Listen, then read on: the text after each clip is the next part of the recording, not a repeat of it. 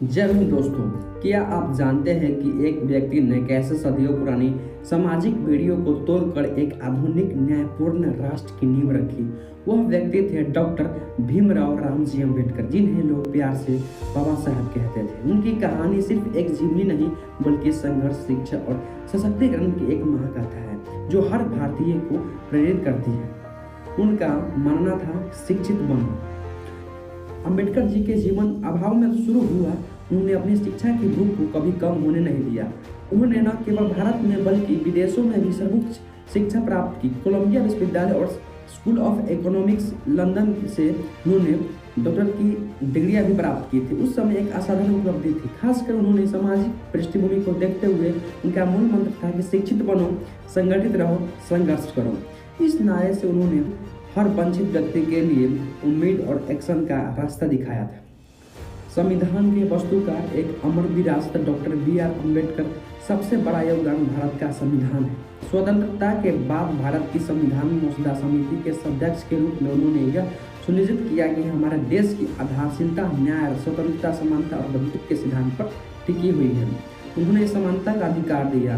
उन्होंने छुआछूत को समाप्त करने के लिए अनुच्छेद को संविधान में शामिल किया, जो कि सामाजिक भेदभाव के खिलाफ एक क्रांतिकारी कदम था।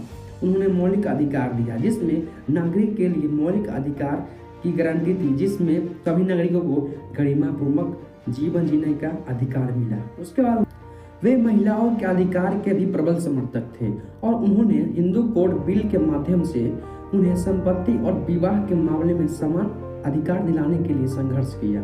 उनके अनमोल विचार थे कि संविधान केवल वकीलों का दस्तावेज नहीं, यह जीवन का एक वाहन है और इसकी भावना हमेशा युग की भावना होती है। उन्होंने सामाजिक न्याय के लिए एक अथक युद्ध किए थे। बाबा साहब अपना पूरा जीवन अन्याय के खिलाफ लड़ने में समर्पित कर दिया। उन्होंने न केवल कानून ही बनाए बल्कि लोगों की मानसिकता को बदलने के लिए भी काम किया। वह जानते थे कि राजनीतिक स्वतंत्रता तब तक अधूरी है जब तक समाज के निचले तबके के लोगों को न्याय नहीं मिल जाता। 1956 में उन्होंने अपने लाखों अनुयायियों के साथ बौद्ध धर्म अपनाया था, क्योंकि उनका मानना था कि यह धर्म समानता और करुणा के सिद्धांत पर आधारित है। आज भी प्रासंगिक डॉक्टर बी.आर. अम्बेडकर का दृष्टिकोण आज भी हमारे लिए एक मार्गदर्शक है। वो हमें सिखाते हैं कि ज्ञान सबसे बड़ी शक्ति है और आत्मसम्मान से समझौता नहीं करनी चाहिए। आइए हम सब मिलकर उनके दिए हुए रास्ते पर चले और एक ऐसे भारत का निर्माण करें जहाँ प्रत्येक नागरिक को सम्मान अधिकार मिले। इस तरह के वीडियो को देखने के लिए इस चैनल को सब्सक्राइब करें और बेल आइकन को ऑन कर लें। तब तक के लिए जय हिंद।